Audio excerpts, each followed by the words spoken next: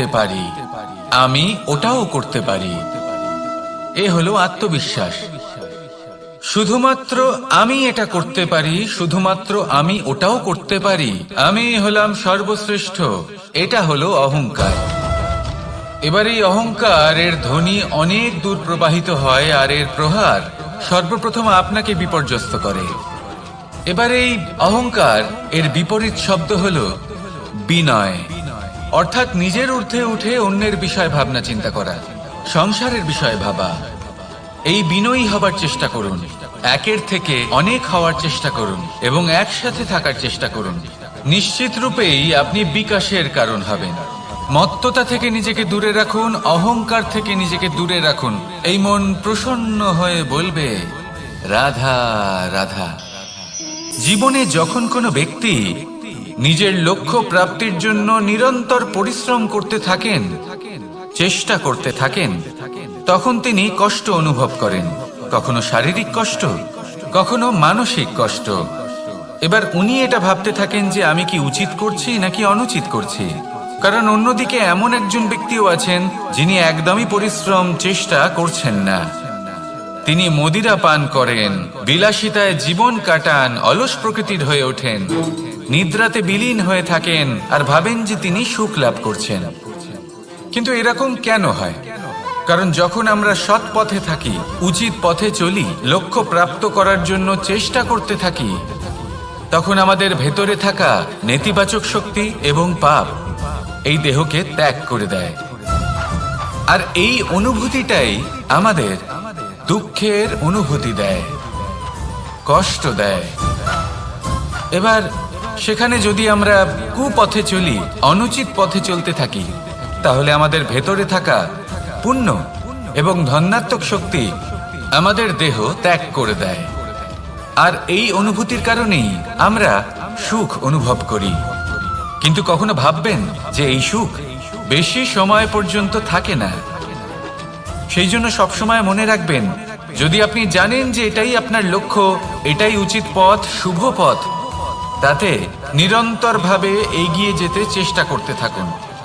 এই কষ্ট আপনাকে সুখের পরাকাষ্ঠায় কখন পৌঁছে দেবে তা আপনি জানতেই পারবেন না। আসুন আমার সাথে ভালোবেসে বলুন রাধা রাধা। ঈর্ষা আমাদেরই মনে বসবাস করা আরো একটা শত্রু। তবে এই শত্রু কখনো কখনো আমাদের জন্য লাভদায়কও হতে পারে, কিন্তু যদি আমরা সতর্ক না থাকি তাহলে সেটা ততটাই ঘাতক হয়ে উঠতে পারে।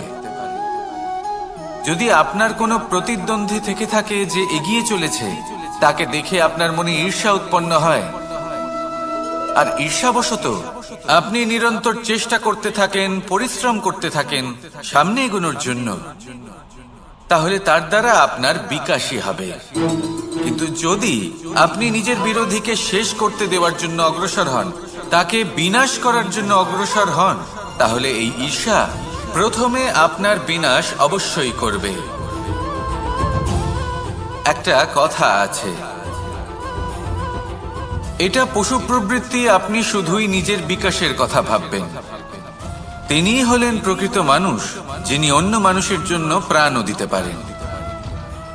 এই ঈর্ষা যদি আপনাকে বিকাশের পথে নিয়ে যেতে পারে তাহলে খুবই ভালো। যদি আপনাকে অন্য কাউকে বিনাশ করে দেওয়ার পথে অগ্রসর করে, তাহলে তার থেকে দূরে থাকাই ভালো। যেমন ধরুন, আপনার কাছে একটা সূচ আছে, যার দ্বারা আপনি ছেঁড়া কাপড়ও সেলাই করতে পারবেন বা অন্য কারোর পাত্রে ছিদ্রও করে দিতে পারবেন। আপনি কি চাইবেন, নিজের বিকাশ নাকি অন্য কারোর বিনাশ? সিদ্ধান্ত আপনারই। আসুন আর আমার সাথে ভালোবেসে বলুন রাধা রাধা। বিষ এবং অমৃত, এর ভিত্তিতেই সংসার চক্র চলতে থাকে। যখন সমুদ্র মন্থন হয়েছিল তখন এই দুই প্রাপ্ত হয়েছিল। প্রথমে বিষ পাওয়া গেল, তারপর অমৃত। জীবন মন্থন করলেও এগুলো লাভ করা যায়। এবার এই যে বিষ, তা হলো অমৃতের থেকে অনেক বেশি শক্তিশালী এবং সেই জন্যই অনেক বেশি ঘাতকও। এবার বোঝার চেষ্টা করি এই বিষ আসলে কি। যে কোনো বস্তু বা কোনো ভাব যদি মাত্রার থেকে বেশি পরিমাণে আপনার কাছে থাকে, প্রয়োজনের থেকে বেশি আপনার কাছে থাকে, তাহলে সেটা আপনার কাছে বিষ সমান হতে পারে। তা সে ধন হোক, শক্তি হোক, সম্মান হোক, ইত্যাদি ইত্যাদি। যদি আপনার কাছে এমন কিছু থেকে থাকে যা মাত্রার থেকে বেশি পরিমাণে আপনার কাছে আছে, তাহলে তাকে ভাগ করতে শিখুন। যদি আপনি ভাগ করতে শিখে যান, তাহলে এই বিষই আপনার জন্য অমৃতে পরিণত হবে, আর তাদের কাছেও অমৃত সমান হয়ে উঠবে যাদের এই সাহায্যের প্রয়োজন। তাহলে ভাগ করে নিতে শিখুন আর আমার সাথে ভালোবেসে বলুন, রাধা রাধা। কোনো বাড়িতে, কোনো পরিবারে যখন কারোর জন্ম হয়, তখন তা কত সুখের মুহূর্ত হয়। সেই ছোট্ট সন্তান যখন কিছুটা বড় হয়, সে হাঁটার চেষ্টা করে, আর সেই প্রক্রিয়াতেও খুব বড় একটা শিক্ষা লুকিয়ে রয়েছে, ঠেলে দেওয়া। যখন আপনি হাঁটতে চান, সামনে এগোতে চান, তখন আপনি কি করেন? নিজের পায়ের তলার যে মাটি, তাকে আপনি পেছনে ঠেলে দেন। ব্যাস, এই একই জিনিস তো জীবনেও শিখতে হবে। এবার যদি আপনি জ্ঞানের পথে অগ্রসর হতে চান, তাহলে অজ্ঞানতাকে পেছনে সরিয়ে দিতে হবে। যদি আপনি প্রকাশের দিকে এগোতে চান, তাহলে অন্ধকারকে পেছনে সরিয়ে দিতে হবে। যদি আপনি ভবিষ্যতে সফল হতে চান, তাহলে অতীতের যে অসফলতাগুলিকে পেছনে সরিয়ে দিতে হবে। যে জল বইতে বইতে থেমে যায়, তাকে আমরা নালা বলে থাকি। তার থেকে দুর্গন্ধ বের হয়, কিন্তু যে জল বইতেই থাকে তাকেই আমরা পবিত্র জল বলি। তাহলে আপনিও কর্ম করতে থাকুন, কখনো থামবেন না, আর আমার সাথে ভালোবেসে বলুন, রাধা রাধা। ধন্যাত্মক বিশ্বাস দেবে যে আপনি বড় বড় সমস্যার সমাধান করতে পারবেন। এবার যদি কথা বলি সব থেকে কঠিন সময়ের, তাহলে সেটা হলো বিচ্ছেদের। যা মা সীতাকে সহ্য করতে হয়েছে শ্রীরামের জন্য, রাধা কৃষ্ণকেও সহ্য করতে হয়েছে। যে ব্যক্তি বিচ্ছেদের সময় সঠিক পথে চলে এসেছে, সে জীবনে অনেক শ্রেষ্ঠ স্থানে অবশ্যই পৌঁছতে পারবে। এবার যদি কথা বলি সব থেকে জরুরি এবং গুরুত্বপূর্ণ সময়ের, তাহলে সেটা হলো সংযোগ। সকলকে সাহায্য করতে থাকুন। আপনি অন্যদের সাহায্য করে তাদের যত আনন্দ দিতে পারবেন, ততটাই আনন্দ আপনারও জীবনে অবশ্যই আসবে। আসুন আর আমার সাথে ভালোবেসে বলুন, রাধা রাধা। কামবোধ, এটাই আপনার অন্তরের প্রথম শত্রু। বেশিরভাগ মানুষই কামবোধ বলতে লালসা বোঝেন, কিন্তু এটা সম্পূর্ণ সত্য নয়। কামের আসল অর্থ হলো কামনা। এটা খুবই সহজ ব্যাপার। মনুষ্য শরীর থাকলে, মানুষের মন থাকলে, এই কামনা অবশ্যই থাকবে। এবার এটাই দেখতে হবে যে এই কামনা নেতিবাচক কামনা নাকি ইতিবাচক কামনা। অন্য কারোর জিনিসে নজর দেওয়া, অন্য কোনো মানুষের উপর নজর দেওয়া, কোনো অনুচিত বস্তুর দিকে নজর দেওয়া, এই নেতিবাচক কামনা। আর এই দুষ্কামনা মানুষকে দিয়ে অপকর্ম করাবেই করাবে। তাই মনে রাখবেন, যে ব্যক্তি নিজের কামনাকে নিয়ন্ত্রণে রাখতে পারেন, তিনি সঠিক পথেও থাকেন, সঠিক লক্ষ্যে পৌঁছতেও পারেন। যিনি কামনা নিয়ন্ত্রণে রাখতে পারেন না, তিনি তার পথও হারিয়ে ফেলেন এবং লক্ষ্যচ্যুতও হন। তাই মনে রাখবেন, নিজের কামনাগুলিকে নিয়ন্ত্রণে রাখুন। কাম নামক এই শত্রুর ওপর বিজয় লাভ করুন, আর আমার সাথে ভালোবেসে বলুন, রাধা রাধা। ক্রোধ, আপনার অন্তরের আরো একটা শত্রু। এই ক্রোধ আসলে কি? আপনার মনের এক ভাবনা, যা আপনার মনেই উৎপন্ন হয়। এই মন আত্মার সাথে যুক্ত থাকে। এখন একটা ভাবনা যা আত্মার সাথে যুক্ত থাকে, তাকে অনুচিত কেন বলা হয়, সেটা বোঝার চেষ্টা করুন। ক্রোধ কখনো কখনো জরুরি হয়, বিশেষ রূপে তখন যখন আপনি সঠিক পক্ষে দাঁড়িয়ে রয়েছেন এবং সামনের ব্যক্তি অধর্মের পক্ষে রয়েছেন আর বিনম্রভাবে মানছেন না। যেমন শ্রীরাম ক্রুদ্ধ হয়েছিলেন সাগরের ওপর। ওটা উচিত ছিল, আর তা ততক্ষণই উচিত যতক্ষণ আপনি ক্রোধকে নিয়ন্ত্রণ করছেন। যদি ক্রোধ আপনাকে নিয়ন্ত্রণ করতে শুরু করে, তাহলে পরিস্থিতি এমনও হতে পারে, ধরুন একজন ব্যক্তির প্রতি ক্রোধের কারণে আপনি তার ক্ষতি করতে চান। আপনি একটা কয়লা হাতে নিলেন, আর সেই কয়লা সামনের ব্যক্তির ক্ষতি করার পূর্বে আপনার হাত জ্বালিয়ে দেবে। ব্যাস, ক্রোধ এটাই করে। সর্বপ্রথম আপনার ক্ষতি করে, আপনার বিবেক হরণ করে নেয়, আপনি আপনার নিয়ন্ত্রণ হারিয়ে ফেলেন আর সবকিছু নষ্ট হয়ে যায়। বেশিরভাগ মানুষ ক্রোধে এমন সিদ্ধান্ত নেন যে সেটা তাদেরই বিনাশের কারণ হয়ে দাঁড়ায়। আর কিছু মানুষ বলেন যে আমাদের জীবনে এত যন্ত্রণা আছে, এত সংকট আছে যে ক্রোধ উৎপন্ন হবেই। আর এরকম সময় এটাই উচিত হবে যে আপনি নিজেকে ক্রোধের থেকে দূরে রাখুন আর তারপর সমস্যার নিবারণ করুন। আর এই নিবারণই আপনার জীবনকে একটা শ্রেষ্ঠ স্তরে পৌঁছে দেবে। তাহলে ক্রোধ থেকে দূরে থাকুন, সুপ্রসন্ন থাকুন আর আমার সাথে ভালোবেসে বলুন, রাধা রাধা। লোভ আপনার অন্তরের আরো একটা শত্রু। দেখতে গেলে এটা একটা শব্দ, একটা সংস্কৃতি, এটাই হলো লোভ। আর এই লোভ যখন গ্রাস করে তখন আপনি যা পেতে চান, সে ধনই হোক বা মানই হোক, তা অর্জন করার জন্য মানুষ যে কোনো স্তরে পৌঁছে যেতে পারে। যদি মানুষ ধন অর্জন করতে চান তাহলে তার জন্য তারা অধর্মের পথেও চলতে পারেন। যদি সম্মান অর্জন করতে চান তাহলে অন্য মানুষকে ছোটও করতে পারেন। শেষ পর্যন্ত আপনার এটা মনে হতে পারে যে যদি একটু অল্পই প্রাপ্ত করতাম কিন্তু ভালোবেসে প্রাপ্ত করতাম, এই জীবন আরো অনেক বেশি সুখী হতো। লোভ আপনার জীবনে, আপনার মনে কখন যে প্রবেশ করবে সেটা আপনি জানতেও পারবেন না। তাই এটা চিনতে শিখুন আর তৎক্ষণাৎ জীবন থেকে বাইরে ফেলে দিন।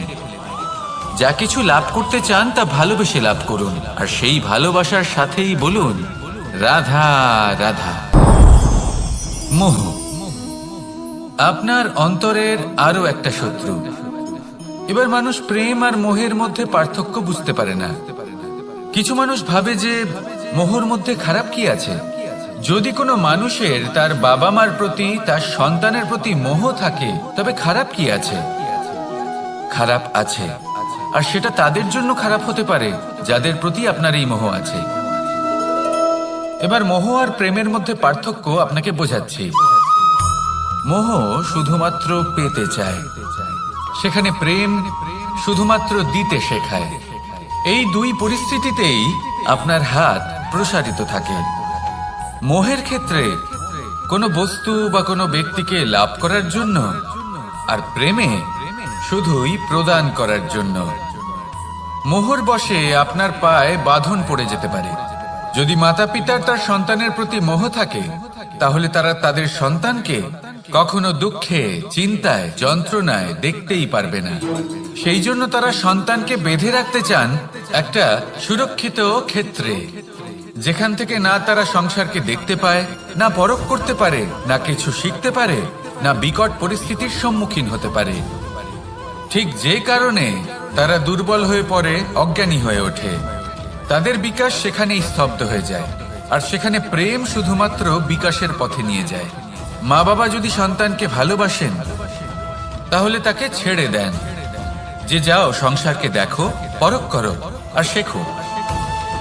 কিভাবে এর সাথে লড়াই করতে হবে সেটা নিজে শেখো। নিজের শক্তি নিজেই বাড়িয়ে তোলো, নিজের পথ চয়ন করো। সেই জন্য এই মোহর শিকল ভেঙে ফেলুন আর প্রেমকে আপন করে নিন।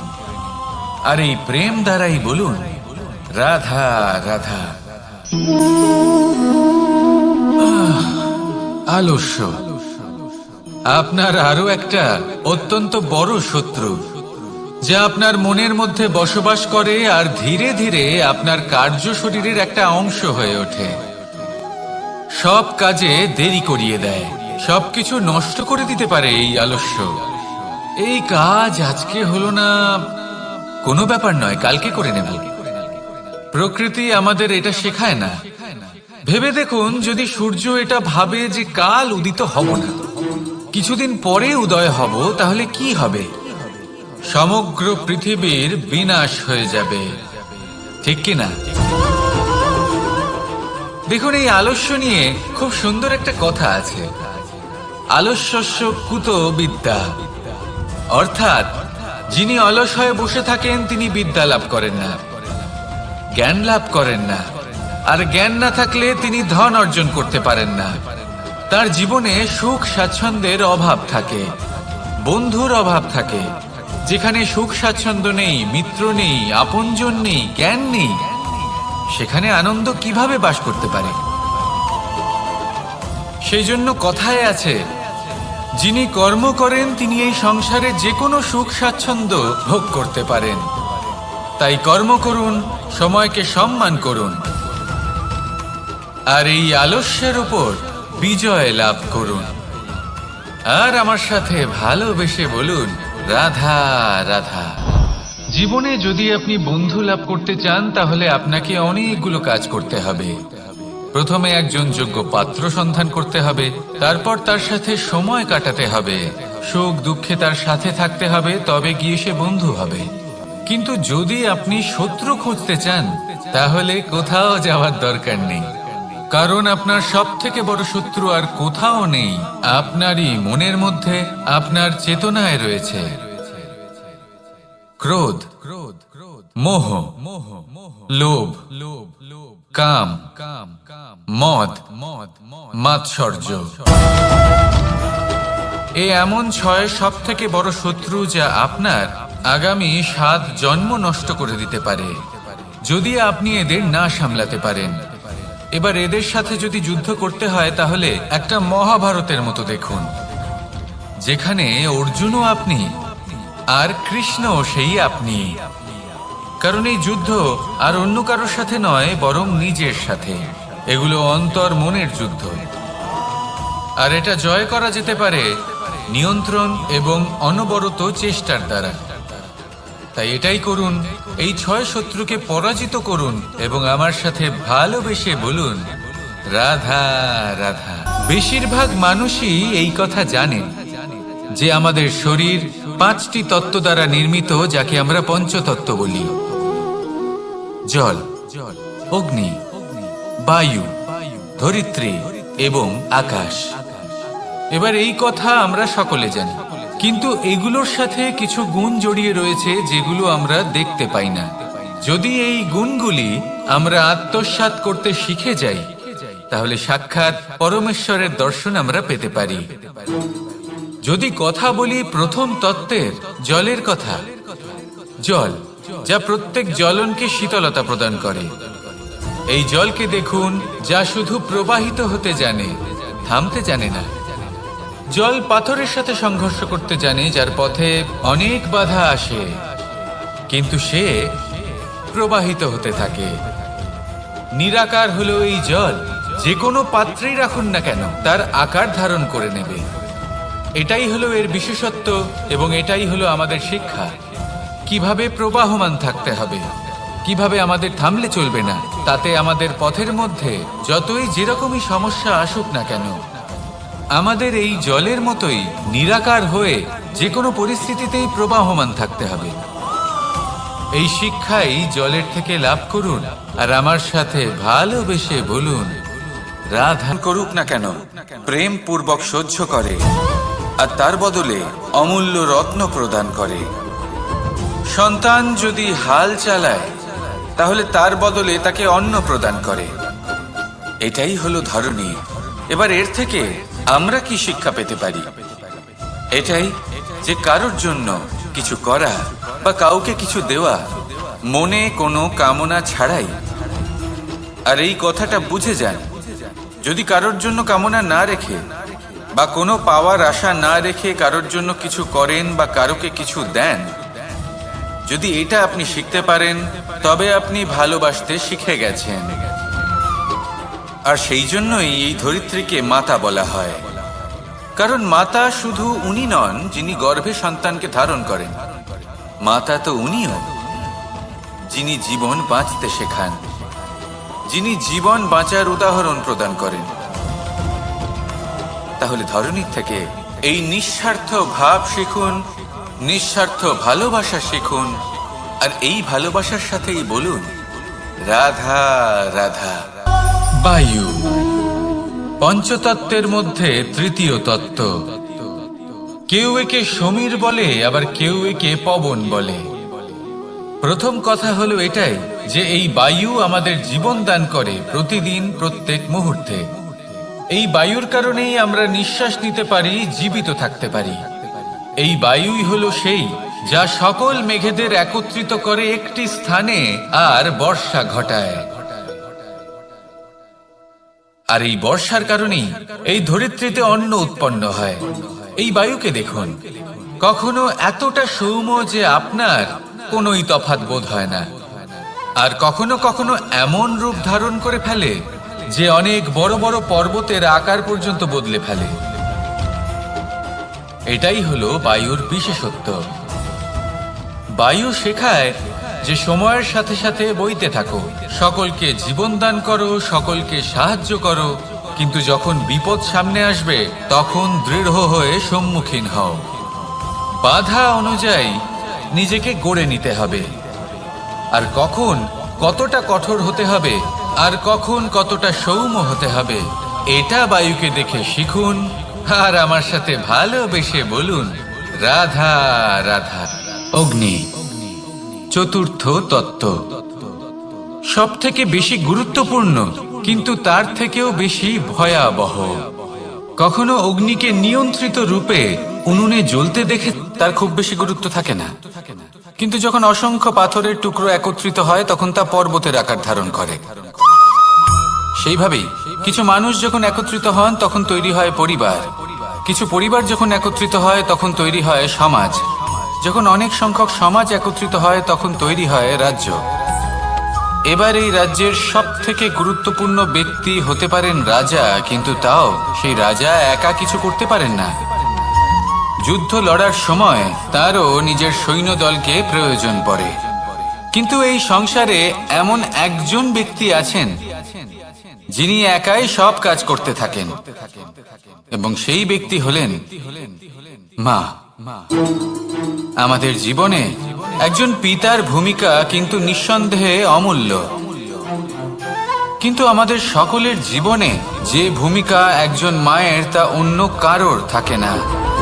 একজন মা একাই সন্তানকে বড় করতে পারেন, সংস্কারী করে তুলতে পারেন, তার জন্য পরিশ্রম করেন। আর এত কিছু কাজ করার পরেও তার কাজের জন্য তিনি প্রশংসা অবশ্য পান না। উল্টে যদি সেই সন্তান অনুচিত পথে চালিত হয়, অনুচিত কর্ম করে, তখন সেই মাকেই অপবাদের পাত্র হয়ে উঠতে হয়। আমাদের জীবনে মায়ের যোগদান কতটা সেটা বুঝুন। আপনাকে বড় করে তোলার জন্য উনি কতটা পরিশ্রম করেছেন সেটা বুঝুন।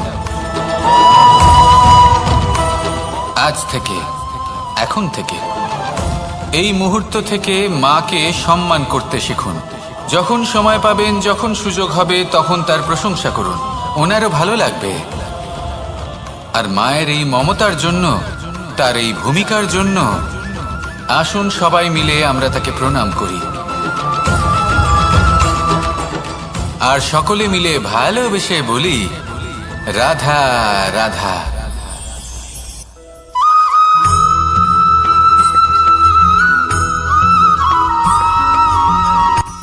এই সংসারে সাফল্য লাভ করার জন্য জ্ঞানের প্রয়োজন হয়, পরিশ্রমের প্রয়োজন হয়, দৃঢ় নিষ্ঠার প্রয়োজন হয়, নিরন্তর চেষ্টা করা প্রয়োজনীয়। কিন্তু আরো কিছু আছে যা অত্যন্ত প্রয়োজনীয় এবং গুরুত্বপূর্ণ। তা হলো ভালো বন্ধু।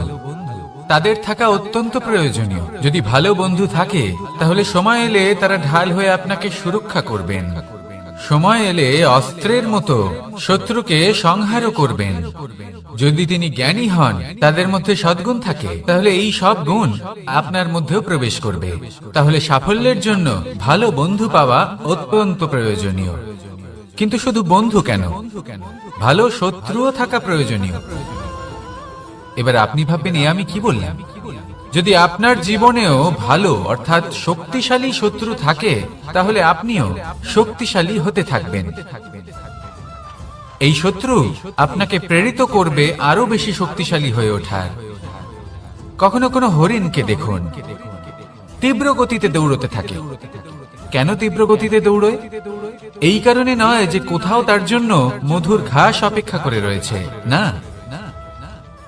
সে এই কারণে তীব্র গতিতে দৌড়য় কারণ সেটা না করলে তার পেছনে একটি সিংহ আছে যে ওকে নিজের ভোজন করে ফেলবে। তাই জীবনে বিপদ, সংকট এই সবকিছুও হলো অত্যন্ত গুরুত্বপূর্ণ। তার সম্মুখীন হতে শিখুন আর আমার সাথে ভালোবেসে বলুন, রাধা রাধা।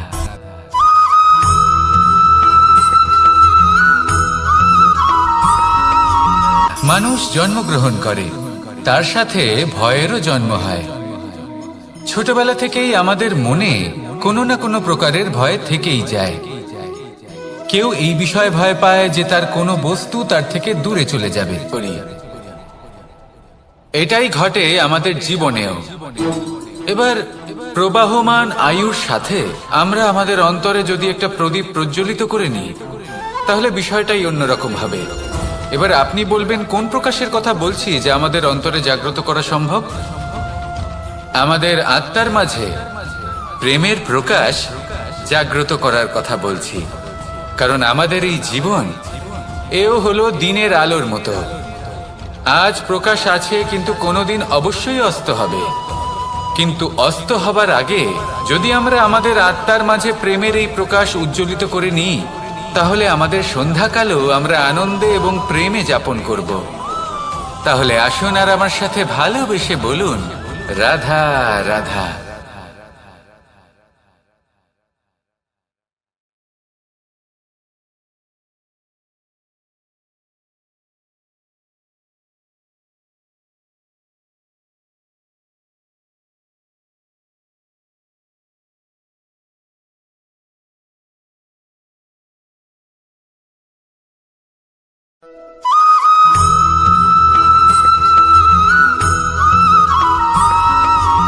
আমাদের শরীর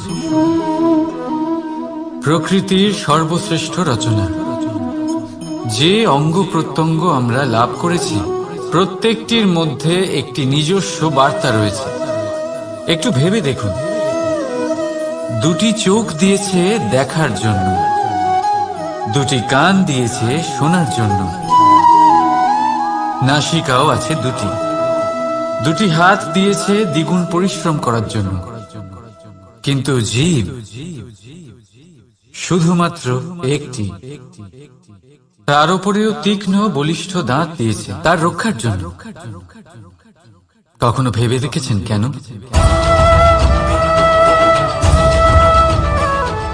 কারণ শব্দ আর শব্দের প্রয়োগ মানুষের সবচেয়ে বড় অস্ত্র, যার প্রয়োগ যত ভেবে চিন্তে করা যায়, মানুষ তার জীবনে ততটাই উপরে উঠতে পারে। তাহলে মনে রাখুন, দেখুন, শুনুন আর বুঝুন বেশি, বলুন কম। রাধা রাধা।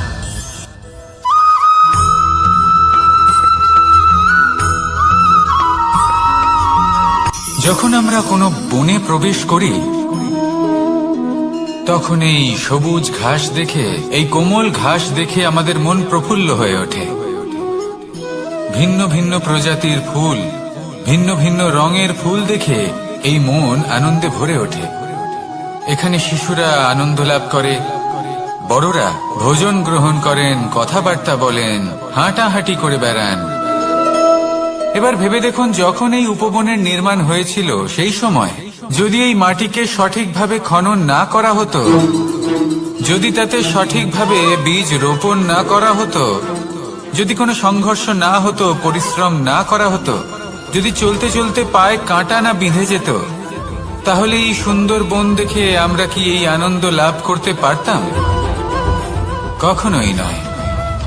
ধরুন কোনো নদীর তটে সুন্দর একটি বন আছে, সেই বনের আনন্দ লাভ করতে গেলে আপনাকে সেই নদী পার করতেই হবে। যদি সুখের নদীর কাছে পৌঁছতে চান, তাহলে তটে যে কাঁটা রয়েছে সেগুলোর সাথে সংঘর্ষ করতেই হবে। এই সংসারে যদি আপনি সুখ লাভ করতে চান, তাহলে সুখ লাভের এই যাত্রা শুরু করতে হবে সংঘর্ষ দ্বারা। তাহলে সংঘর্ষকে স্বাগত জানান, এর পেছনেই সুখ রয়েছে যা আপনার জন্য অপেক্ষা করছে। এবার হাসুন আর আমার সাথে ভালোবেসে বলুন, রাধা।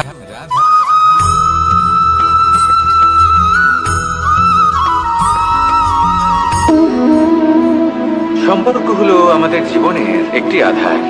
কিছু সম্পর্ক এমন যে আমরা জন্মসূত্রে লাভ করি, যেমন পরিবার, মা, বাবা। কিছু সম্পর্ক আছে যে আমরা জীবনে অর্জন করে থাকি, তা সে প্রেমের হোক, স্নেহের হোক বা বন্ধুত্বের। এই সকল সম্পর্ক লাভ করার বা গড়ে তোলার 5টি ধাপ রয়েছে। প্রথম ধাপ, কোনো ব্যক্তির সাথে আলাপ হওয়া, তার সাথে কথা বলা বা তাকে দেখা। দ্বিতীয় ধাপ, সে ব্যক্তিকে আমাদের ভালো লাগা। তৃতীয় ধাপ, আমাদের এটা চাইতে শুরু করা যে জীবনে এই ব্যক্তি যেন আমাদের বন্ধু হন, আমাদের জীবনে থাকেন, বা আমাদের কাউকে ভালোবেসে ফেলা। আর এটা আমাদের ভাবা বা চাওয়া যে সেই ব্যক্তি যেন আজীবন আমার সাথে থাকেন, আমার জীবনে আমার সাথী হয়ে। চতুর্থ ধাপ, লাভ করা। এবার এই ধাপটি অনেক মানুষের পক্ষেই খুবই সরল হয়, বড়ই সরল ভাবে নিজেদের সঙ্গীকে লাভ করে থাকেন। কিছু মানুষের জন্য এই ধাপ অত্যন্ত কঠিন হয়ে থাকে। অনেক প্রতিকূল পরিস্থিতির উপর জয়লাভ করে তারা সঙ্গীকে লাভ করেন, কিন্তু লাভ অবশ্যই করেন। এরপরে আসে পঞ্চম, অন্তিম এবং সব থেকে গুরুত্বপূর্ণ ধাপ। সেটা হলো সেই সম্পর্ক পালন করা। এটা হলো এমন এক বিষয় যা প্রত্যেক মানুষের শেখা উচিত। যদি ব্যক্তি নিজের জীবনে সম্পর্ক রক্ষা করতে শিখে যান, তবে প্রত্যেক সম্পর্ক তার জীবনকে স্বর্গ করে তুলবে। আসুন আর আমার সাথে ভালোবেসে বলুন, রাধা রাধা।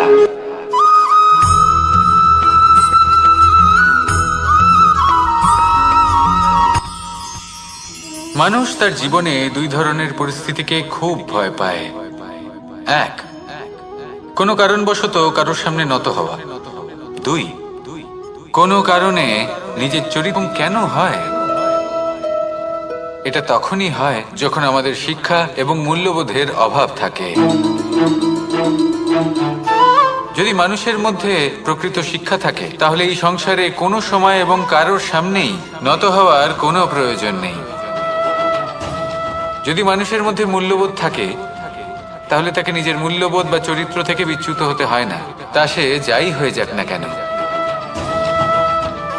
কোনো বালককে যদি জন্ম থেকেই সুশিক্ষার অধিকারী করা হয়, শিক্ষিত করা হয়, মূল্যবোধের অধিকারী করা হয়, তবে সে এই সংসারে এমন কর্ম করবে যাতে সে নিজেকে, নিজের পরিবারকে, সমগ্র সমাজকে গর্বিত করতে পারে। শিক্ষা লাভ করুন, মূল্যবোধ লাভ করুন এবং আমার সাথে ভালোবেসে বলুন, রাধা রাধা।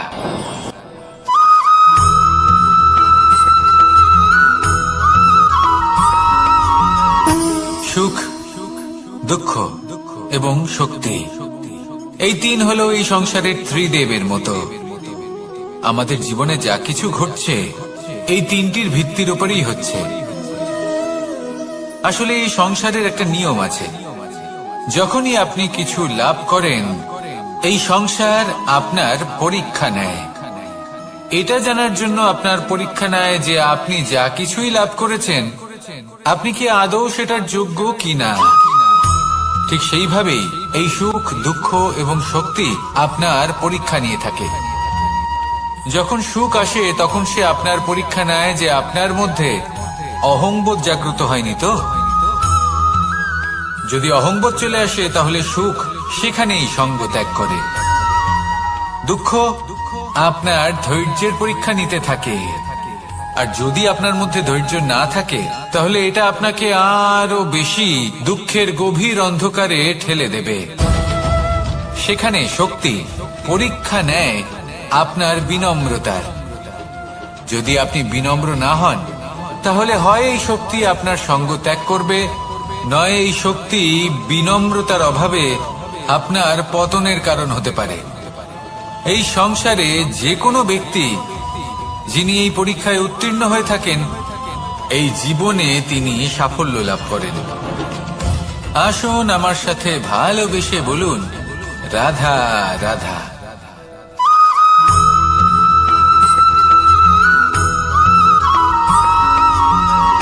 জীবন কিসের উপর নির্ভরশীল?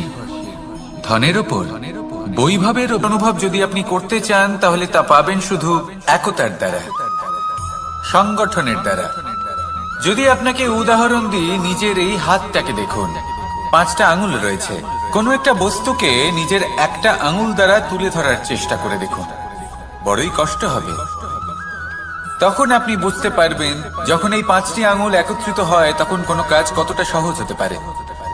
এটাই হলো শক্তি একতার। সব থেকে ভালো উদাহরণ যদি আপনাকে দিই তাহলে বাঁশি। এই বাঁশি থেকে অত্যন্ত মধুর সুর নির্গত হয় যা সবার মন প্রসন্ন করে দেয়। এই কথা সত্যি, কিন্তু এই বাঁশি আমি একটা বা দুটো আঙুল দিয়ে বাজাতে পারবো না। আমাকে প্রত্যেকটা আঙুল ব্যবহার করতেই হবে, তবেই এর থেকে মধুর সুর নির্গত হবে যা সকলকে প্রসন্ন করবে, ঠিক কিনা? ঠিক এইভাবেই যদি আপনি চান যে আপনার জীবনরূপী বাঁশি থেকেও মধুর সুর নির্গত হোক বা সবার মনকে প্রসন্ন করে তুলুক, তাহলে আপনাকেও জীবনে একতা নিয়ে আসতেই হবে। আপনি একাও কর্ম করতে পারেন, পথ চলতেও পারেন, সামনেও এগোতে পারেন, সাফল্যও লাভ করতে পারেন।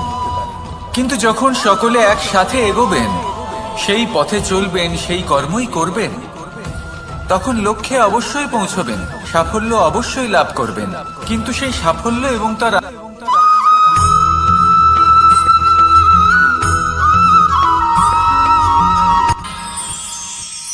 আমরা সবাই সূর্যকে সম্মান কেন করি? কারণ আমরা জানি যে সন্ধেবেলা যখন সূর্যাস্ত হবে তখন শুধুমাত্র অন্ধকার বাকি থাকবে। ঠিক কিছুটা এরকমই হয় আমাদের মাতা পিতাও, যিনি আমাদের জন্ম দেন, আমাদের ভরণ পোষণ করেন, আমাদের বড় করেন, আমাদের প্রেম প্রদান করেন। কখনো কখনো তাদের মুখ থেকে কটু কথা নিঃসৃত হয়, আমাদের দুঃখ হয়, কিন্তু তখন আমাদের এটা বোঝা উচিত এগুলি নিঃসৃত হচ্ছে আমাদেরই মঙ্গলের জন্য।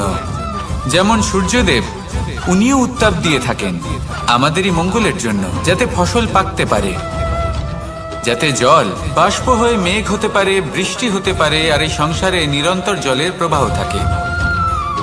আমাদের মাতা পিতা, তাদের কঠোর আচরণ, তাদের কঠোর অনুশাসনের পেছনে লুকিয়ে থাকে ওনাদের ভালোবাসা। আমাদের তা বুঝতে হবে, সসম্মানে ওনাদের গ্রহণ করতে হবে। কারণ ঠিক সূর্যাস্তের পরে যেমন চতুর্দিক অন্ধকারচ্ছন্ন হয়ে যায়, তেমনি আমাদের জীবন থেকে যখন আমাদের মাতা পিতা চলে যায় তখন আমাদের জীবনেও শুধু এবং শুধুমাত্র অন্ধকারই ছেয়ে থাকে। সেই জন্য নিজের মাতা পিতাকে সম্মান করুন, ওনাদের ভালোবাসা প্রদান করুন। এই মন আর এই জীবন প্রসন্ন হয়ে বলবে রাধা রাধা।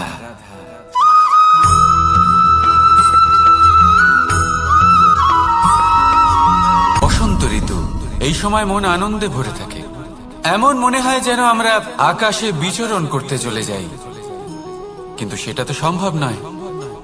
সেই জন্য হয়তো আমরা ঘুড়ি ওড়াই, এই ঘুড়িকে নিজেদের প্রতিরূপ মনে করে। এবার অনেক মানুষ আছেন যারা ঘুড়ি ওড়ান, কিন্তু এই কর্মের সারমর্ম কি সেটা কজন বুঝতে পারেন? আপনি এটা মনে করুন যে আপনি হলেন সেই ঘুড়ি, আর এই সুতো যিনি ধরে রয়েছেন তিনি হলেন পরমাত্মা। আর এই সুতো যেখান থেকে শুরু হয় সেই লাটাই হলো আমাদের কর্মচক্র। এবার আপনি নিজেই অনুমান করুন যে এই উড়ান কার ওপর নির্ভরশীল? পরমাত্মার ওপর আর আপনার কর্মের ওপর। যদি পরমাত্মা আপনার হাত ধরে থাকেন, আপনার সাথে থাকেন, যদি আপনি শুভ কর্ম করতে থাকেন, আপনি এই আকাশে উড়তে থাকবেন। কিন্তু কোথাও কোথাও যদি পরমাত্মার সাথে এই বন্ধন ছিন্ন হয়, আপনার কর্মচক্র খারাপ হয়ে যায় বা থেমে যায়, তাহলে আপনার এই ঘুড়ি কেটে যাবে আর দূরে কোনো গাছের ডালে গিয়ে আটকে যাবে। তাই শুধুমাত্র ঘুড়ি ওড়াবেন না, তার থেকে শিখুন, পরমাত্মার সাহচর্যে থাকুন, সবসময় শুভ কর্ম করতে থাকুন আর সবসময় এই আকাশে উড়তে থাকুন। আসুন আর আমার সাথে ভালোবেসে বলুন রাধা।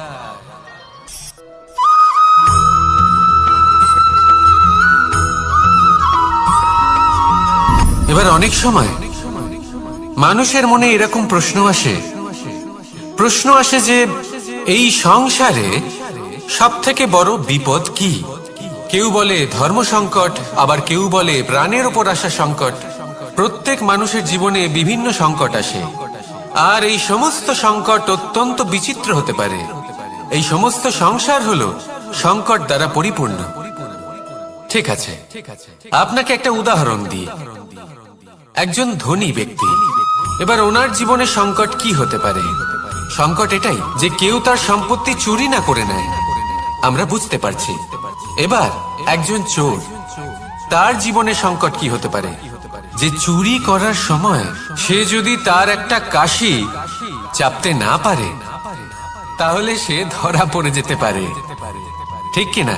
আবার অনেক সময় এমনও হয় যে যার জন্য আমি সংকট, সেও আমার কাছে সংকট। যেমন এই পরিস্থিতিতে দেখুন, সংকট হলো সংকট, এ তো জীবনে থাকবে, কিন্তু এর সম্মুখীন কিভাবে হওয়া যায়? খুব সরল। সব এটার ওপর নির্ভর করে, মনের ওপর। এই মনকে নিয়ন্ত্রণ করলে সব ঠিক থাকবে। এবার যদি ধনী ব্যক্তি মনকে নিয়ন্ত্রণ করে ফেলেন, নিজের অর্থের ব্যবহার শুভ কাজের জন্য, সমাজের সেবার জন্য বিকাশ করতে করেন, ওই অর্থকে একত্রিত করে না রাখেন, তাহলে চুরির সমস্যা, এই সংকট সেখানেই কেটে যাবে। এবার যদি কথা বলি সেই চোরের, তাহলে চোর যদি নিজের মনকে সংযত করে নেয়, যদি নিজের কর্মকে নিয়ন্ত্রণ করতে পারে, তাহলে এমন কোনো স্বর নেই, এমন কোনো স্বর নেই যা ওকে ধরা পড়তে বাধ্য করবে। সেই জন্য জীবনে সংকট যতই আসুক, যত বড়ই সংকট আসুক না কেন, কবচ হলো একটাই, আর এই কবচের নাম হলো আত্মনিয়ন্ত্রণ। নিজের মনকে নিয়ন্ত্রণে রাখতে শিখুন। এটা নিজের জীবনে প্রয়োগ করে তো দেখুন। যদি আপনি করতে পারেন, তবে আপনি দেখবেন যে সংকট তো জীবনে আসা যাওয়া করে, কিন্তু সেই সংকটগুলির সম্মুখীন আপনি এইভাবে করতে পারবেন। তাহলে সেটাই করুন, আর আমার সাথে ভালোবেসে বলুন, রাধা রাধা।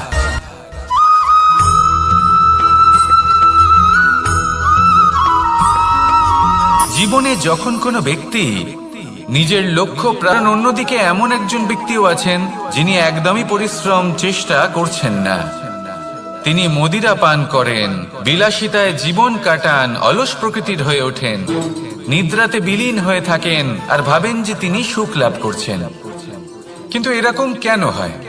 কারণ যখন আমরা সৎ পথে থাকি, উচিত পথে চলি, লক্ষ্য প্রাপ্ত করার জন্য চেষ্টা করতে থাকি, তখন আমাদের ভেতরে থাকা নেতিবাচক শক্তি এবং পাপ এই দেহকে ত্যাগ করে দেয়।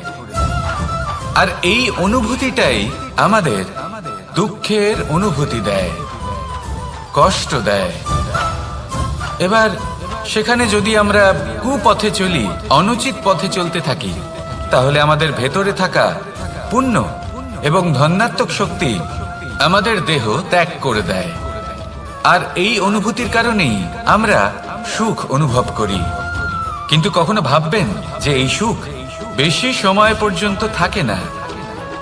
সেই জন্য সবসময় মনে রাখবেন, যদি আপনি জানেন যে এটাই আপনার লক্ষ্য, এটাই উচিত পথ, শুভ পথ, তাতে নিরন্তরভাবে এগিয়ে যেতে চেষ্টা করতে থাকুন। এই কষ্ট আপনাকে সুখের পরাকাষ্ঠায় কখন পৌঁছে দেবে তা আপনি জানতেই পারবেন না। আসুন আমার সাথে ভালোবেসে বলুন, রাধা রাধা।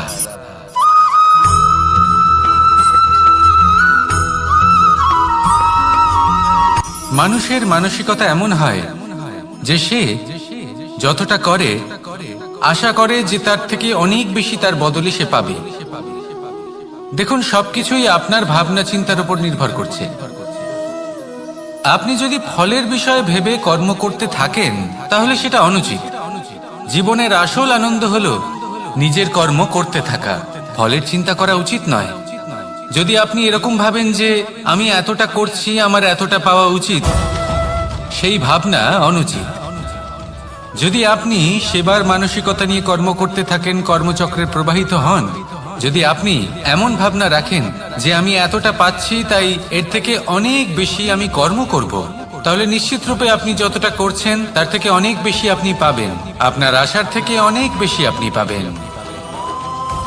শুধু জীবনে অনেক বেশি কাজ করতে থাকুন, ফলের চিন্তা করবেন না। আর মনে রাখবেন, এই ভাবনাই সব থেকে বড় বীজ। কর্মের উপর বিশ্বাস রাখুন। জীবনে যা যা আপনি চান সবই সুখময় হবে। আসুন আর আমার সাথে ভালোবেসে বলুন, রাধা রাধা।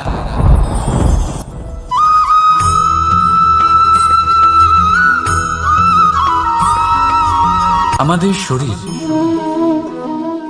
প্রকৃতির সর্বশ্রেষ্ঠ রচনা। যে অঙ্গ প্রত্যঙ্গ আমরা লাভ করেছি প্রত্যেকটির মধ্যে একটি নিজস্ব বার্তা রয়েছে।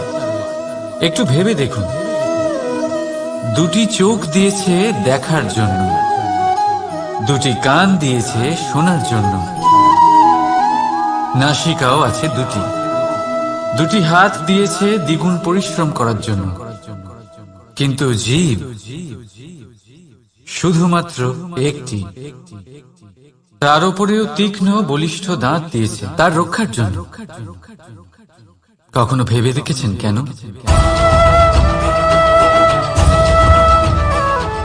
কারণ শব্দ আর শব্দের প্রয়োগ মানুষের সবচেয়ে বড় অস্ত্র, যার প্রয়োগ যত ভেবেচিন্তে করা যায় মানুষ তার জীবনে ততটাই উপরে উঠতে পারে। তাহলে মনে রাখুন, দেখুন, শুনুন আর বুঝুন বেশি, বলুন কম। রাধা রাধা।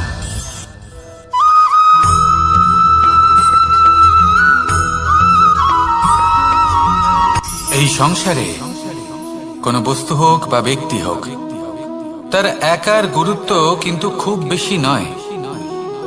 একটা উদাহরণ হিসেবে বৃষ্টির ফোঁটাকে ভেবে দেখুন।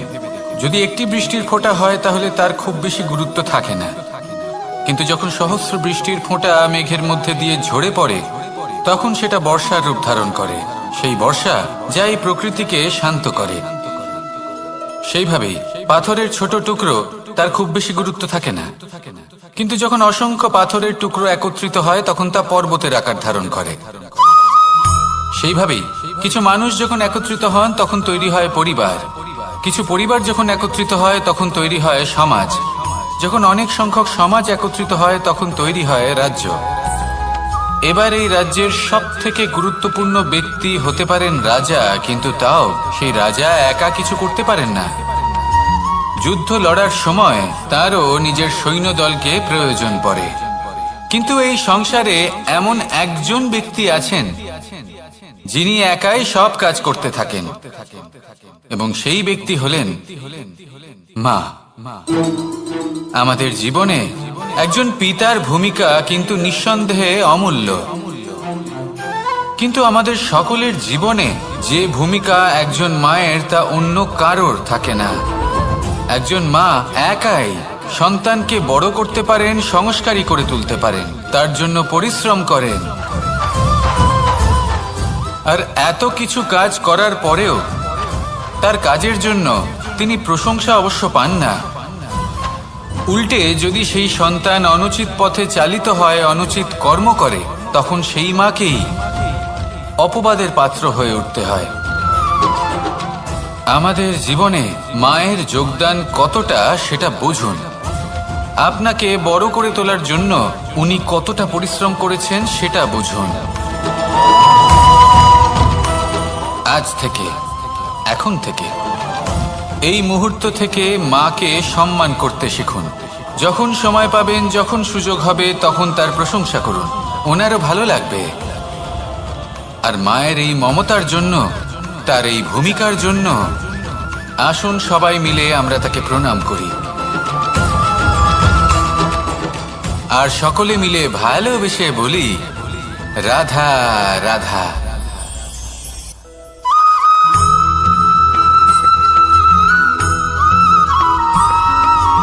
ফিরে আসছিলেন এবং তাদের ফেরার পথে হঠাৎ করে কোথাও থেকে একটি বাছুর চলে এলো।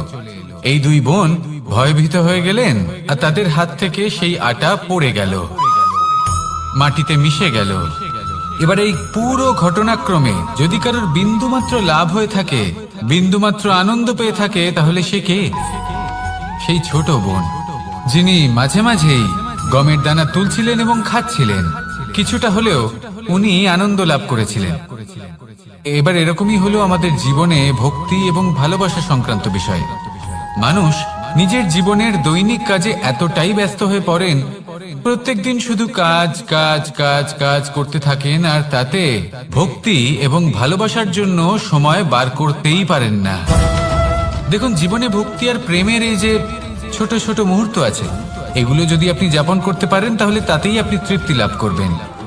বাকি সবই আপনার ব্যর্থ বলেই মনে হবে। জীবনে যখনই আপনি কোনো কাজ করবেন, ঈশ্বরের প্রতি সমর্পিত হয়ে সেই কাজ করুন।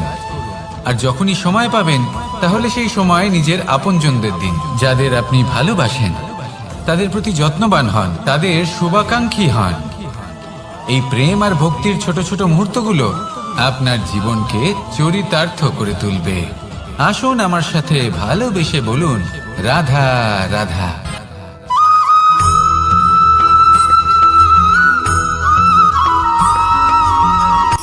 শক্তি শক্তি অর্জন করা এতটা কঠিন নয় যতটা শক্তি লাভ করার পরে সেই শক্তি সামলানো কঠিন হয়। কারণ যেই মানুষ শক্তি লাভ করে তার মনে গর্ববোধ জন্মায়, জন্মায় অহংকার, জন্মায় জেদ। তাই শক্তি প্রাপ্ত করার সাথে বিনম্র থাকাও অত্যন্ত আবশ্যক। আর এটা আমাদের শেখা উচিত বৃক্ষের থেকে। বৃক্ষ যা আমাদের ফল দেয়, বৃক্ষ যা যত ফল দেয় ততটাই ঝুঁকে যায়। আমরা পাথর মারি ওই বৃক্ষের থেকে ফল প্রাপ্ত করার জন্য। সেই পাথরের মার সহ্য করেও বৃক্ষ আমাদের ফল দেয়। কোনো গর্ববোধ নেই, কোনো অহংকার বোধ নেই। আর সেই জন্য এই বৃক্ষের পুজো করা হয়। এটাই হলো মাহাত্ম্য শক্তির সাথে বিনম্রতা। যদি এই শক্তি সৃজন করে থাকে, সাহায্য করে থাকে, সম্বল হয়ে থাকে, তবেই সেই শক্তি উপযুক্ত। আর নয়তো সেই শক্তি একদিন আপনাকে আসক্ত অবশ্যই করবে। তাহলে শক্তি অবশ্যই অর্জন করুন, কিন্তু তার সাথে সেই শক্তি সামলানোর মতো বিবেকও আপনাকে অবশ্যই জাগ্রত করতে হবে। তাহলে আসুন আমার সাথে ভালোবেসে বলুন, রাধা রাধা।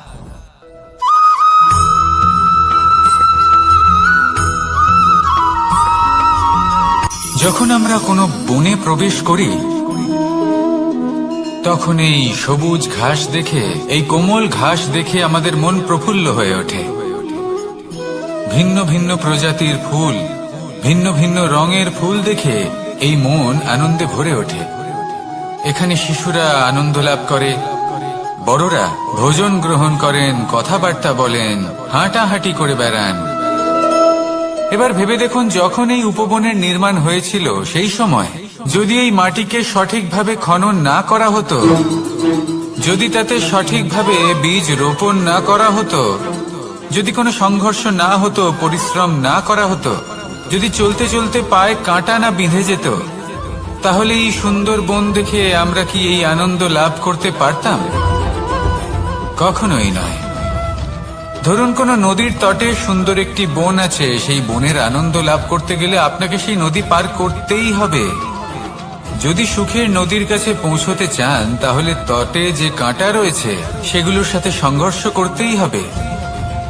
এই সংসারে যদি আপনি সুখ লাভ করতে চান, তাহলে সুখ লাভের এই যাত্রা শুরু করতে হবে সংঘর্ষ দ্বারা। তাহলে সংঘর্ষকে স্বাগত জানান, এর পেছনেই সুখ রয়েছে যা আপনার জন্য অপেক্ষা করছে। এবার হাসুন আর আমার সাথে ভালোবেসে বলুন, রাধা।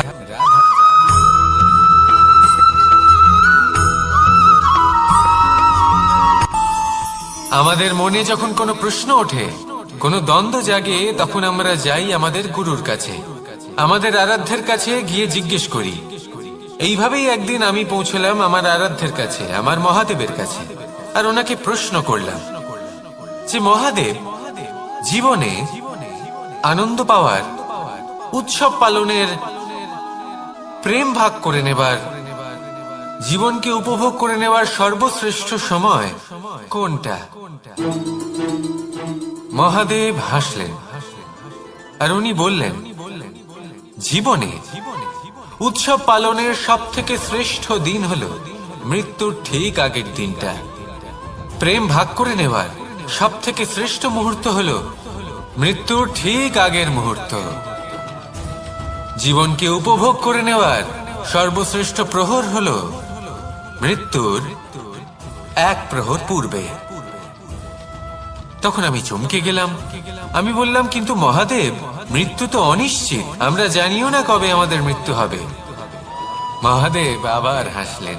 উনি বললেন যে যদি আমরা এভাবে জীবন কাটাই যে আমরা জীবনের প্রত্যেক দিন, প্রত্যেক মুহূর্ত, প্রত্যেক প্রহর শেষ বলে মনে করি, তাহলে আমাদের সমস্ত জীবন আনন্দের সাথেই অতিবাহিত হবে। কি বলেন?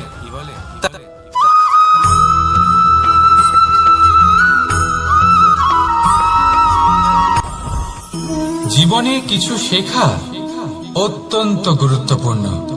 এবার কি কি শিখতে হবে সেই সব শেখানোর জন্য অনেক শিক্ষক রয়েছেন, কিন্তু কি শিখবেন না আর কি করবেন না এটা আমাদের নিজের অভিজ্ঞতা দিয়ে শিখতে হয়। কিন্তু তার মানে এটা নয় যে যদি আপনাকে শিখতে হয় যে আগুনের তাপ কতটা, আপনাকে আগুনের মধ্যে হাত দিতে হবে। না, অন্য কারোর অভিজ্ঞতা দ্বারাও শিখতে পারেন। প্রশ্ন শুধুমাত্র একটাই যে আপনি কি শিখতে চান নাকি চান না। যদি আপনি এটাই ভাবেন যে আমি শুধুই নিজের অভিজ্ঞতা দ্বারাই শিখতে চাই, তাহলে জীবনকাল ছোট মনে হবে, অনেক কিছুই শিখতে পারবেন না। তাই নিজের সাথে সাথে বড়দের অভিজ্ঞতা দ্বারাও শেখা শুরু করে দিন। এই সংসারের অভিজ্ঞতা দ্বারা শিখতে শুরু করে দিন। আর এটা নিশ্চিত রূপে শেখা আবশ্যক যে কখন কি করবেন না, কোথায় থামতে হবে আর কোথায় থামবেন না। তাহলে আসুন আর আমার সাথে ভালোবেসে বলুন, রাধা রাধা।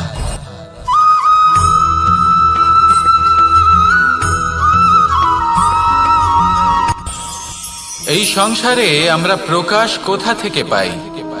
এর উত্তর বড়ই সরল। ভোরে যখন সূর্যোদয় হয় তখন প্রকাশের কিরণ আমাদের ঘরে এসে পৌঁছয়। এইভাবেই আমরা প্রকাশ লাভ করি। এবার এই প্রকাশের আলোতেই আমরা সারাদিনের কাজ সম্পন্ন করি। সন্ধে হয়ে যায়, সূর্যাস্তও হয়ে যায়। আর আমাদের ঘর যাতে অন্ধকার না হয় তার জন্য আমরা একটা প্রদীপ প্রজ্বলিত করি। এটাই ঘটে আমাদের জীবনেও। এবার প্রবাহমান আয়ুর সাথে আমরা আমাদের অন্তরে যদি একটা প্রদীপ প্রজ্বলিত করে নিই, তাহলে বিষয়টাই অন্যরকম হবে। এবার আপনি বলবেন, কোন প্রকাশের কথা বলছি যে আমাদের অন্তরে জাগ্রত করা সম্ভব? আমাদের আত্মার মাঝে প্রেমের প্রকাশ জাগ্রত করার কথা বলছি। কারণ আমাদের এই জীবন এও হলো দিনের আলোর মতো। আজ প্রকাশ আছে, কিন্তু কোনোদিন অবশ্যই অস্ত হবে। কিন্তু অস্ত হবার আগে যদি আমরা আমাদের আত্মার মাঝে প্রেমের এই প্রকাশ উজ্জ্বলিত করে নিই, তাহলে আমাদের সন্ধ্যাকালও আমরা আনন্দে এবং প্রেমে যাপন করব। তাহলে আসুন আর আমার সাথে ভালোবেসে বলুন, রাধা রাধা।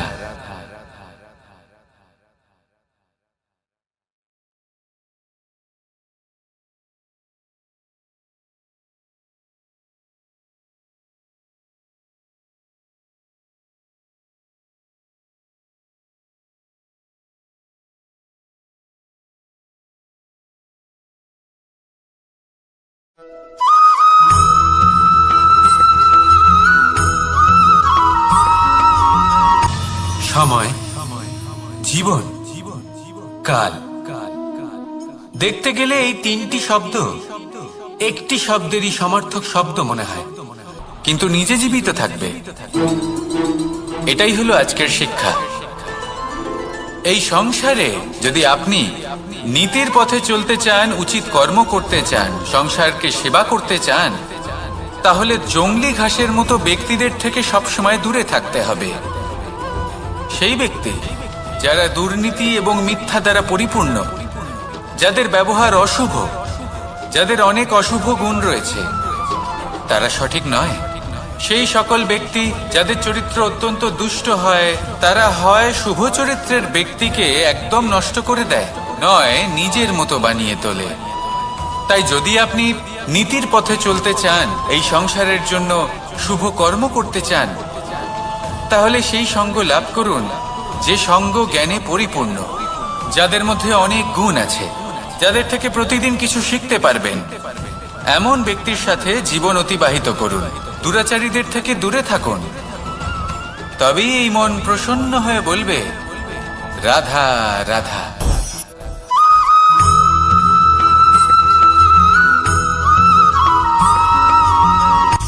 সূচের শেষে একটি ছিদ্র থাকে, যার দ্বারা আমরা এই সুতো পরাতে পারি, আর তারপর সূচের সাহায্যে এই সুতো দিয়ে বস্ত্র সেলাই করা যায়। কিন্তু যদি সুতোটা সোজা করে ধরা না হয়, তাহলে সূচে কখনো এই সুতো পরানোই সম্ভব নয়। যদি এতে কোনো গিঁট পড়ে, তখন তা কখনোই এই ছিদ্র দ্বারা প্রবেশ করা সম্ভব নয়। ঠিক এইভাবেই যদি আপনি কারোর জীবনে প্রবেশ করতে চান, কারোর অন্তরে প্রবেশ করতে চান, তাহলে আপনাকেও সহজ থাকতে হবে। এতে কোনো গিঁট থাকলে চলবে না, অর্থাৎ মনে যাতে কোনো মালিন্য না থাকে, যেন কোনো কুচিন্তা না থাকে। যদি এসব থাকে, তাহলে আপনি কখনো কারোর জীবনে প্রবেশ করতে পারবেন না। আর যদি কোনোভাবে আপনি প্রবেশ করেও যান, তাহলে তার মনে ঘর করতে পারবেন না। নিজেকে এই সুতোর মতন করে তুলুন, সহজ। মনে যেন কোনো কুচিন্তা না থাকে, সবার প্রতি যেন সদ্ভাবনা থাকে, শুভ চিন্তা থাকে। এমনটা করতে থাকুন। এমন একটা দিন আসবে যেদিন এই সমস্ত সংসারের ব্যক্তির মনে আপনি বাস করবেন, আর তখন এই মন প্রসন্ন হয়ে বলবে, রাধা রাধা।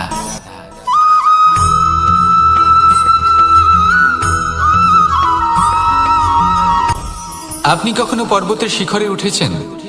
আপনি দেখতে পাবেন পর্বতের পদতলে প্রচুর সুন্দর ফুল রয়েছে, সবুজ বনানী রয়েছে।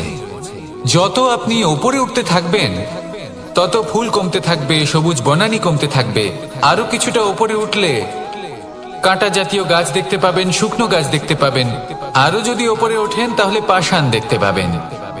আরো ওপরে উঠলে হিমখণ্ড দেখতে পাবেন।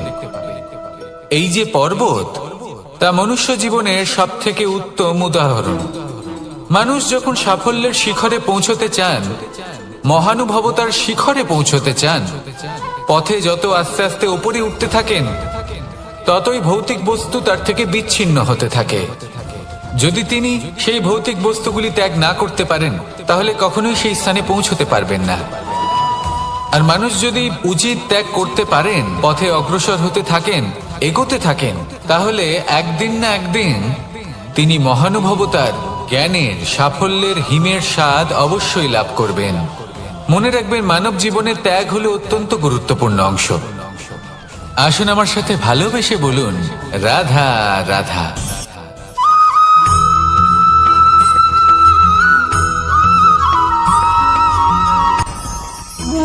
ভোজন। এবার ভোজন সংগ্রহ করার জন্য মানুষ কি না করেন, সব সময় চেষ্টা করতে থাকেন। ফসল উৎপাদনের জন্য অনেক পরিশ্রম করতে থাকেন, কিন্তু অনেক সময় অনেক পরিশ্রম করার পরেও ফসল ভালো উৎপাদন হয় না। এর কারণ কি? কারণ হলো এটাই যে আপনি পরিশ্রম হয়তো অনেক করেছেন, কিন্তু আপনার নজর তো সেই বীজের দিকে ছিলই না যা আপনি রোপণ করেছেন। সেই জন্য সব সময় কোনো বীজ রোপণ করার আগে তাকে পরখ করে দেখুন, তা অত্যন্ত আবশ্যক। আর সেইভাবেই যখনই কোনো কর্মের প্রশ্ন আসে, তাহলে সেখানে শুধুমাত্র পরিশ্রম যথেষ্ট নয়। সেই কাজের প্রতি আপনার কর্তব্য কি, আপনার উদ্দেশ্য কি, সেটা জানা হলো অত্যন্ত গুরুত্বপূর্ণ। তাই কর্ম করুন, কিন্তু সেই কর্মের প্রতি আপনার যা উদ্দেশ্য, তার মাহাত্ম্য বুঝতে চেষ্টা করুন। তাহলে আসুন আমার সাথে ভালোবেসে বলুন, রাধা রাধা।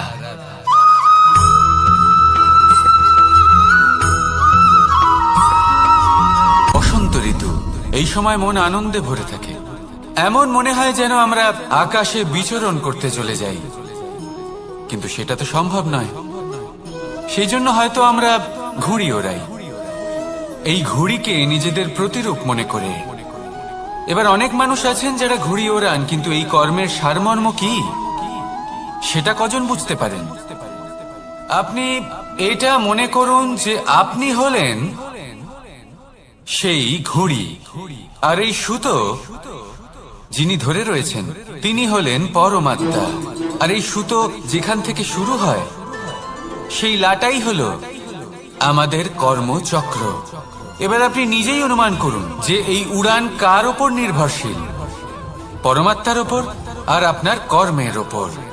যদি পরমাত্মা আপনার হাত ধরে থাকেন, আপনার সাথে থাকেন, যদি আপনি শুভ কর্ম করতে থাকেন, আপনি এই আকাশে উড়তে থাকবেন। কিন্তু কোথাও যদি পরমাত্মার সাথে এই বন্ধন ছিন্ন হয়, আপনার কর্মচক্র খারাপ হয়ে যায় বা থেমে যায়, তাহলে আপনার এই ঘুড়ি কেটে যাবে আর দূরে কোনো গাছের ডালে গিয়ে আটকে যাবে।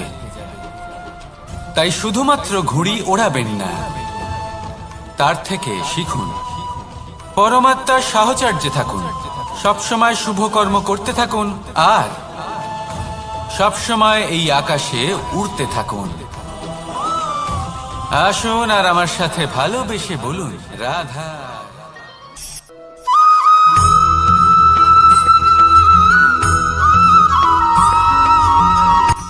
এই সংসারে সাফল্য লাভ করার জন্য জ্ঞানের প্রয়োজন হয়, পরিশ্রমের প্রয়োজন হয়, দৃঢ় নিষ্ঠার প্রয়োজন হয়, নিরন্তর চেষ্টা করা প্রয়োজনীয়। কিন্তু আরো কিছু আছে যা অত্যন্ত প্রয়োজনীয় এবং গুরুত্বপূর্ণ। তা হলো ভালো বন্ধু। তাদের থাকা অত্যন্ত প্রয়োজনীয়। যদি ভালো বন্ধু থাকে তাহলে সময় এলে তারা ঢাল হয়ে আপনাকে সুরক্ষা করবেন। সময় এলে অস্ত্রের মতো শত্রুকে সংহারও করবেন। যদি তিনি জ্ঞানী হন, তাদের মধ্যে সদ্গুণ থাকে, তাহলে এই সব গুণ আপনার মধ্যেও প্রবেশ করবে। তাহলে সাফল্যের জন্য ভালো বন্ধু পাওয়া অত্যন্ত প্রয়োজনীয়। কিন্তু শুধু বন্ধু কেন, ভালো শত্রুও থাকা প্রয়োজনীয়। এবার আপনি ভাববেন, আমি কি বললাম? যদি আপনার জীবনেও ভালো অর্থাৎ শক্তিশালী শত্রু থাকে, তাহলে আপনিও শক্তিশালী হতে থাকবেন। এই শত্রু আপনাকে প্রেরিত করবে আরো বেশি শক্তিশালী হয়ে ওঠার। কখনো কোনো হরিণকে দেখুন, তীব্র গতিতে দৌড়তে থাকে। কেন তীব্র গতিতে দৌড়য়? এই কারণে নয় যে কোথাও তার জন্য মধুর ঘাস অপেক্ষা করে রয়েছে, না। সে এই কারণে তীব্র গতিতে দৌড়য় কারণ সেটা না করলে তার পেছনে একটি সিংহ আছে যে ওকে নিজের ভোজন করে ফেলবে। তাই জীবনে বিপদ, সংকট, এই সবকিছুও হলো অত্যন্ত গুরুত্বপূর্ণ। তার সম্মুখীন হতে শিখুন আর আমার সাথে ভালোবেসে বলুন, রাধা রাধা।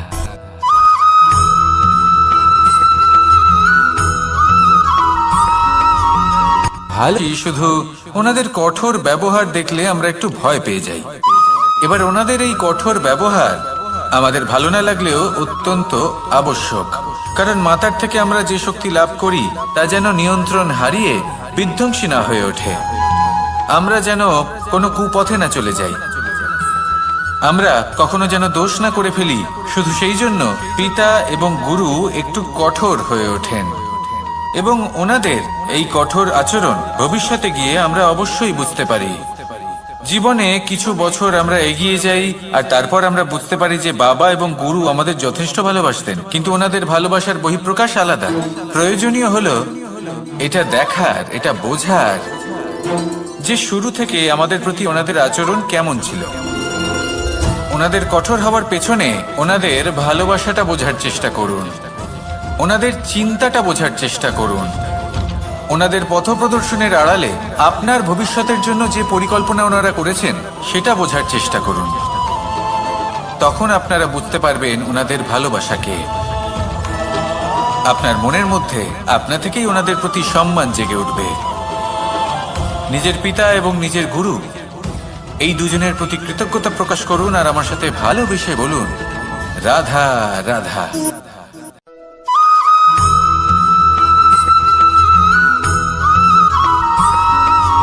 কথায় আছে, প্রত্যেক পুত্র তার পিতার প্রতিচ্ছবি হয়, আর সমস্ত প্রতিচ্ছবি চায় যেন সে তার অস্তিত্ব প্রাপ্ত করতে পারে। পুত্র চায় সে যেন তার পিতার মতো হয়, বা কখনো কখনো তার থেকেও শ্রেষ্ঠ হয়, সেটা কোনো অনুচিত ব্যাপার নয়। অনুচিত তখন হয় যখন পুত্র নিজের পিতার মতো হবার স্বপ্ন পূরণ করতে গিয়ে বা তার থেকেও শ্রেষ্ঠ হওয়ার স্বপ্ন পূরণে অনুচিত পথের আশ্রয় নেয়। কারণ তারপরে সে তার পিতার গুণগুলি আত্মসাৎ করতে চায় না। সে শুধুই এটা চায় যে সংসারের চোখে যেন আমি শ্রেষ্ঠ প্রমাণিত হই। এটা অনুচিত। সংসারে এমন অনেক মানুষ আছেন যারা এই কারণে শ্রেষ্ঠ হবার চেষ্টা করেন যাতে তার পরিবারের তার পিতার সম্মান বৃদ্ধি পায়। এমনও মানুষ থাকেন, আর এটাই হলো পার্থক্য উদ্দেশ্যের। মনে রাখবেন, যদি আপনার উদ্দেশ্য শুভ হয় তাহলে পথও শুভ হবে, যদি আপনার উদ্দেশ্য অশুভ হয় তাহলে পথও অশুভ হবে। তাহলে নিজের পিতার মতো হবার চেষ্টা অবশ্যই করুন, তার থেকেও শ্রেষ্ঠ হওয়ার চেষ্টা অবশ্যই করুন, কিন্তু মনে রাখবেন আপনার সংকল্প আর আপনার উদ্দেশ্য এই দুই শুভ হওয়া উচিত। তাহলে আসুন আর আমার সাথে ভালোবেসে বলুন, রাধা রাধা।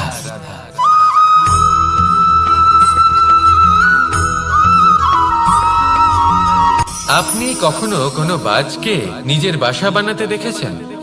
এই বাজ যখনই কোনো বাসা বানায় তখন উঁচু গাছের ডালে বা কোনো পর্বতের শিখরে বাসা বানায়, অনেক উচ্চতায়, আর সেখানে তার সন্তানও জন্মগ্রহণ করে।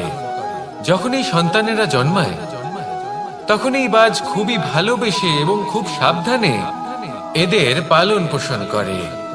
নিজের ঠোঁট দিয়ে তাদের ঠোঁটে খাবার পরিবেশন করে। কিন্তু যেই সেই সন্তানেরা হৃষ্টপুষ্ট হয়ে যায় এবং সেই কথা বাজ নিজে বুঝতে পেরে যায়, সেই বাজ নিজেই সেই বাসা ছিন্ন ভিন্ন করে দেয়। সেই সন্তান যাদের সবেমাত্র ডানা গজিয়েছে, কিভাবে উঠতে হয় তারা জানে না, সেই সন্তানগুলিকে উচ্চতা থেকে ঠেলে দেয়। সেই সন্তান প্রথমে ভয়ভীত হয়ে যায়। তারা সামনে মৃত্যুকে দেখতে পেয়ে ভয়ের কারণে তাদের ডানা ঝাপটাতে থাকে, আর সেই প্রক্রিয়াতেই সেই সন্তানগুলি উড়তে শুরু করে দেয়। এবার এই ঘটনায় আমরা কি শিক্ষা পেতে পারি? এটাই, যদি আপনি মাতা পিতা হন তাহলে নিজের সন্তানকে অবশ্যই স্নেহ করুন, কিন্তু তাদেরকে নিজের আঁচলের তলায় বেঁধে